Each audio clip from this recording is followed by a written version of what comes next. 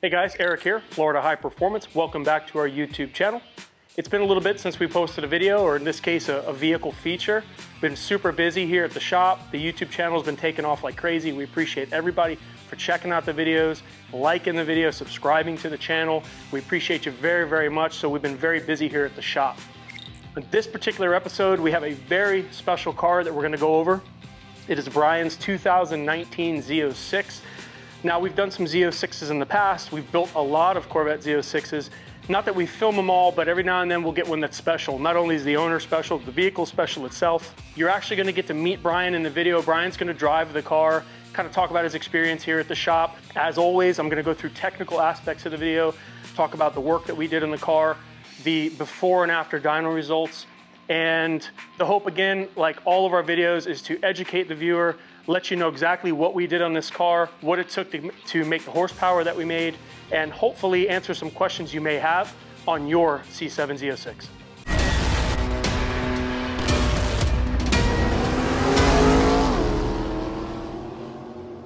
Hey guys, welcome back. Before we get started on this video, be sure to subscribe, like the videos, and comment. I love answering everybody's comments. If you have any questions, please feel free to reach out and I'll be happy to get back to you. After talking to Bryan and getting a good idea of what it is that he's looking for, I quoted him on one of our tried and true head and cam packages.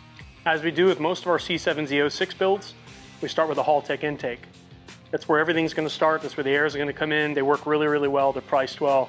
I've been using these intakes for years and years and years. We have excellent results with them. So we stuck with that on this build. We mated that to a Katech 103mm throttle body. You've seen that throttle body used on various builds here. Again, reliability, quality, that's what that throttle body will provide us. Moving on, after the intake and the throttle body, we actually had the supercharger ported by Kong. We sent Bryan's supercharger out to Kong. They did their export on it. They also opened up the snout to 103mm to work really well with the Katech throttle body, right? So everything is the same throughout. One of my favorite parts of the engine bay is the DSX Billet supercharger lid that we went with. We were able to color match it to the exterior of the car. So just a nice little touch there. The billet lid will help slightly with cooling. It'll also make the supercharger just a little bit more audible compared to the factory lid. Moving on to the engine work, tried and true late model engine cylinder heads. It's pretty much all we use on any LT build, even now the LS stuff that we're doing. We send the cylinder heads out to late model engines. They fully CNC the intake and exhaust ports. They upgrade the exhaust valves. They clean and reuse the titanium intake valves. New guides, they redo the seats. It's a very, very thorough service that Late Model Engines provides. And as you've seen in all the other videos we do, where we do this type of work, they're pretty much my go-to cylinder head company. The camshaft is a custom Camotion grind that we've had developed for Florida High Performance. It works very, very well with the LT4 and the 1.7 liter blower. It's got a great chop to it, as you'll hear in this video. Excellent drivability. Of course, American Racing long tube headers, that's a must. Right, air in, air out, I'm always talking about that. So I talk to people on the phone all the time about their Z06s and why our cam packages are so much better. Well, it really comes down to the valve train components, not only beefing up the cylinder heads and using a good camshaft and things like that, but again, it's the parts you can't see. We only use Johnson tie bar lifters. I do not use the LS7 lifters and trays. I think they're trash. We use a Manton custom pushrod. Call Manton, I give them the measurements based off the preload. They cut them, they send them. That's a custom one-off pushrod to this car. Billet timing chain guide as well from Late Model Engines. I don't use the factory timing chain guides. C5R timing chain. The reason I do that is, again, reliability. We're gonna be taking this car to 6,800, 7,000 RPM. I wanna make sure that everything is super happy in the valve train. We don't have any issues there. So we've talked about the induction. We've talked about the ported supercharger, the heads, the cam, the things inside the engine. I also wanted to touch a little bit on the pulley upgrades that we did to this car. To make the boost that we did, and I'll talk more about the horsepower and gain here in a minute, but we were able to yield roughly about 16 pounds of boost up from the 10 that this car made stock.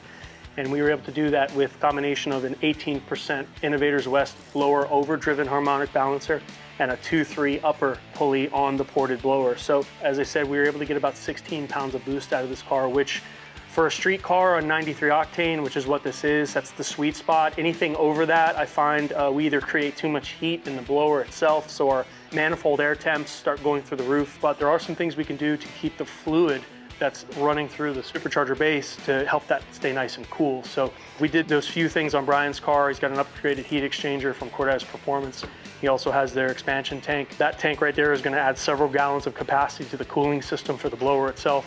And then obviously the heat exchanger is going to help just, get as much heat out of that fluid as possible. So also something that's very, very overlooked is properly bleeding these heat exchanger systems. We want to make sure we get all the air out of this thing. A lot of people bring their cars here and the pumps either aren't working or there's a large air bubble in there or something. I have to bleed them out. So just doing those things will really, really help keep the temps down. But ultimately at the end of the day, especially in the South Florida weather, they do get hot. That is just something that we have to deal with. But these modifications that we added on top of his other mods really, really help to keep the manifold air temps under control.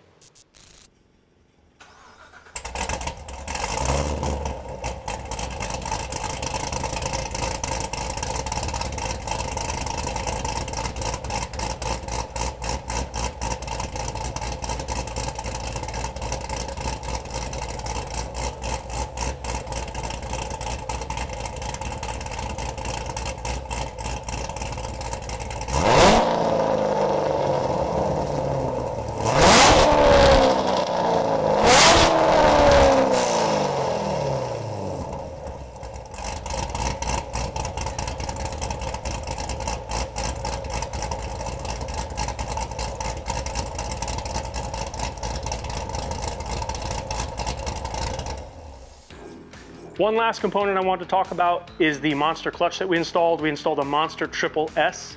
When we do head cam swaps on these cars, the engine does come out of the car. It's a little easier to do it that way. If there's anything that we can kind of upgrade while the engine's out, we do. So in this particular case, Bryan opted to go with a Monster Triple S. It drives like stock. I absolutely love it. It'll handle well over 1,000 horsepower, which is more than this car is producing at the moment. While we're in there, we also upgrade the throwout bearing and the billet bearing support, and we add a remote bleeder, which you can see here in the engine bay. So there's some other little things we add as well, which makes bleeding the clutch easy if it ever has to. And now, no matter how much power this guy adds to this car, he's never gonna have to worry about the clutch. So just another thing to keep in mind when you're modifying your car. If the engine's coming out, consider a clutch. Don't forget about stuff like that. So we've talked about the mechanical aspects of the build. I want to touch a little bit on the cosmetic aspects of the build as well. Obviously, one of my favorite colors, orange. I absolutely love the exterior of this car. I think GM nailed it with this color. You'll notice the front bumper is a ZR1 style front bumper. It's very, very beautiful look. I want to talk also about this wing that Bryan supplied. When the car came to us, it had a wing similar to this, but it wasn't the type of quality that this is. It wasn't the carbon fiber that you see here. Problem was, we had these uprights and we had the wing, but the wing didn't bolt to the uprights. So we got creative. We used our Bridgeport mill and took some billet aluminum stock. And my dad actually was able to machine a couple of custom billet pieces to go underneath here to adapt this wing to the brackets. So again, just a nice overall touch to the car. It ties in the rest of the car, the front bumper, things like that. We added some of the color in the engine bays. You saw the DSX billet lid we color matched, as well as the valve covers to the exterior. We had Boca Raton paint and body paint those components for us. Again, one of my favorite Z06s as far as the looks. It's subtle, but really does well to make the car look really, really nice. So let's talk about the final horsepower numbers that this car produced. We reached out to our friend Derek Dunbar at DDTech Tuning. He was able to tune this car in a pinch. Really helpful guy. We're gonna put his information here in the video. You can go check him out. After everything's said and done, and after all the modifications on the car, the upper lower pulley, the heads and cam, the ported blower, on 93 octane, we were able to make about 16 pounds of boost. That's about a 6-pound upgrade over stock. And final numbers were 753 horsepower, 743 foot-pounds of torque. Very impressive gain. I was very happy with that. Again, this is a daily driven 93 octane car. Stock fuel system, no meth. You know, there really is not much to the fuel system on this. It's all factory. So I was very happy with those gains. A lot of people call here looking for something like this. Those are the results you can expect. Again, this is a manual transmission car, so they're gonna be a little higher than the automatics may be. Check out Carlo's video that we put up of his 800 horsepower Z06. That's an automatic car with ethanol mixed in, so you can see the difference. But all right, guys, well, that about wraps up the feature video here on Bryan's 2019 Z06. Again, if you have any questions, comments, anything in between, feel free to reach out to me. I will get back to you. A lot of technical information in this video. If you have any questions on any of it, please let me know. At this point, I'm gonna let Bryan take over. He's gonna hop in his car. He's gonna go for a ride. He's gonna show you exactly what it's like to drive a 750 wheel horsepower C7 Z06. Until then, be sure to subscribe, like the video, and we will see you next time. Thanks, guys. Hey guys, I'm Bryan, and welcome to the interior of my Z06 Sebring Orange, and we're going to talk about the build that was done on my car. So when it came to the build of this car, Eric knew how much I wanted to be a part of the process, and he called me up the day that they were installing the custom Florida high performance cam, and he brought me to the shop and let me actually install the cam myself. I don't know any other shop that would invite a customer in to come into their shop and install their own cam.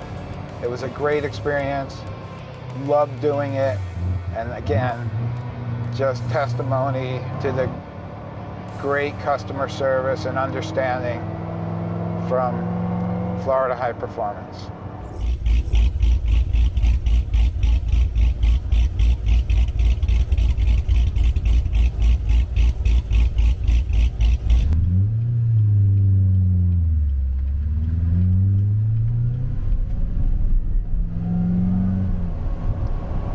Very important that my wife loved the car also. So we made sure that the car could still quiet itself down so it can go from very, very racy track mode to a much more quiet,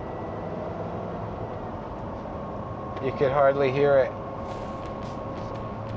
I've been a Mopar guy my whole entire life, and I had sold my 2015 Hellcat at COVID, and didn't want to be without a car very long, so I had done some searching and found this particular car, and for whatever reason, it just hit me among all the other cars that I looked at, and I knew I had to have it. So after negotiating the deal, that was my first step into GM, and I'm not looking back. Love my Haltech, but sorry to say, there's no comparison to this Corvette. Right now, I'm going to enjoy it the way it is, but I'm definitely going to put a new front splitter on. There's always little tweaks that I'm looking to do. I tell myself I'm done, but if you own a car like this,